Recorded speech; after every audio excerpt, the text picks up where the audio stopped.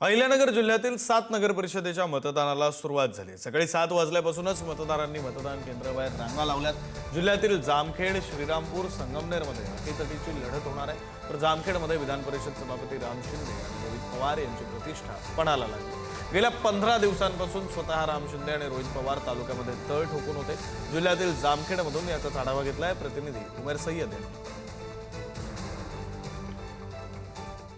अहिल्यानगर जिल्ह्यात 11 पैकी 7 नगर परिषदांच्या निवडणुकीचं मतदान आज पार पडत आहे। आपण जर बघितलं तर जामखेड येथील या मतदान केंद्रावर मतदारांनी सकाळपासूनच मतदान करण्यासाठी रांगा लावलेल्या आहेत। खरं जर बघितलं तर अहिल्यानगर जिल्ह्यामध्ये संगमनेर असेल, जामखेड असेल, श्रीरामपूर असेल, या जे प्रामुख्याने या ज्या नगर परिषद आहे यामध्ये अटीतटीची लढत आपल्याला पाहायला मिळणार आहे। खरं तर जामखेडमध्ये विधान परिषदेचे सभापती राम शिंदे विरुद्ध रोहित पवार असं कुठेतरी यांची प्रतिष्ठा पणाला लागलेली आहे। या दोघांनीही जामखेडमध्ये ही जी निवडणूक ती प्रतिष्ठेची केलेली आहे। गेल्या 15 दिवसापासून सभापती राम शिंदे असेल, त्याचप्रमाणे रोहित पवार असेल यांनी तळ ठोकून प्रचार केलेला आहे।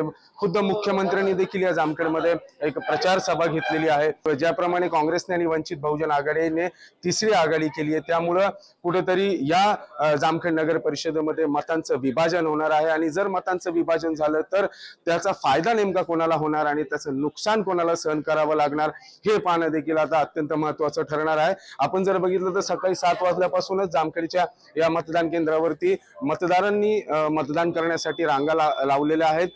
खरं तर अहिल्यानगर जिल्ह्यामध्ये 11 नगर परिषदांच्या निवडणुका पार पडणार होत्या, मात्र जे 4 नगर परिषद आहेत त्याच्यात पाथर्डी असेल, कोपरगाव असेल, देवळाली प्रवरा असेल आणि नेवासा जी नगरपंचायत आहे ती पुढे ढकलण्यात आली आणि त्यामुळे 11 पैकी जे 12 पैकी जे 7 नगर परिषदांच्या निवडणूक आहे ते त्यांचं जे मतदान आहे ते आज सकाळपासूनच सुरू झालेलं आहे। आज मतदान होणार आहे, उद्या या मतदाराचा निकाल लागणार आहे आणि मतपेटीमध्ये जे मतदारांनी कोणाला कौल दिलं हे पाहणं आता महत्त्वाचं ठरणार आहे।